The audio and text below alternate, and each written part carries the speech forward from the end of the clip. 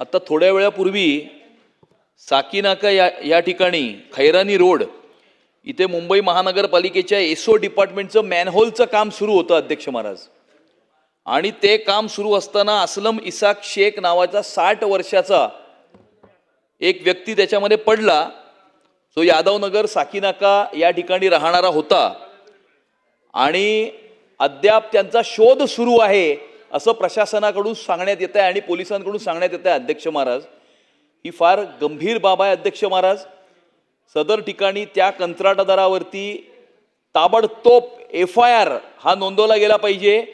या कामाचा इंचार्ज जो कोणी अधिकारी होता त्या अधिकाऱ्याला तात्काळ या ठिकाणी निलंबित केलं गेलं पाहिजे. अध्यक्ष महाराज, अशी माझी विनंती आहे. अध्यक्ष महाराज, पॉइंट ऑफ इन्फॉर्मेशनच्या माध्यमातून. अत्यंत गंभीर विषय. बसून घ्या. अत्यंत गंभीर विषय आज सभागृहाच्या समोर सन्मान्य सदस्य अमित साटम यांनी मांडलेला आहे. मुंबईत पाणी भरतं, पावसात वॉटर क्लॉगिंग होतं. ते होत असताना अनेक ठिकाणी कामं चालू असतात, तिकडे गटारं उघडी ठेवली असतात किंवा खड्डे खोदून ठेवलेले असतात. आपल्याला माहिती आहे, काही वर्षापूर्वी असंच मुंबईतील अत्यंत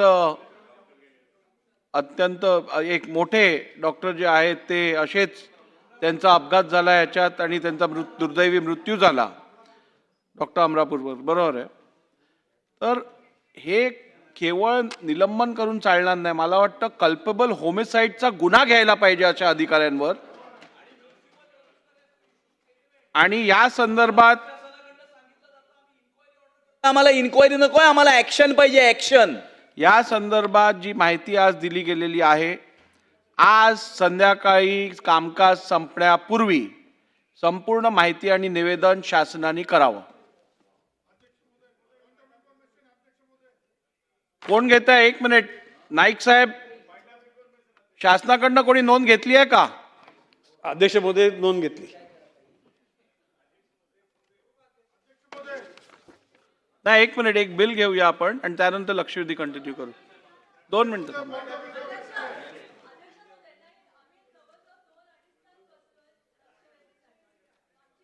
पूर्ण करा आणि मग बिल घ्या. एक महत्वाचं बिल आहे अध्यक्ष महोदय, असं नाही ना. करूया आपण. बसा. आउट ऑफ टर्न तुम्हाला किती दिलाय ते मोजायला लागेल ना मला. महिलांसंदर्भातच बिल येत आहे बघा.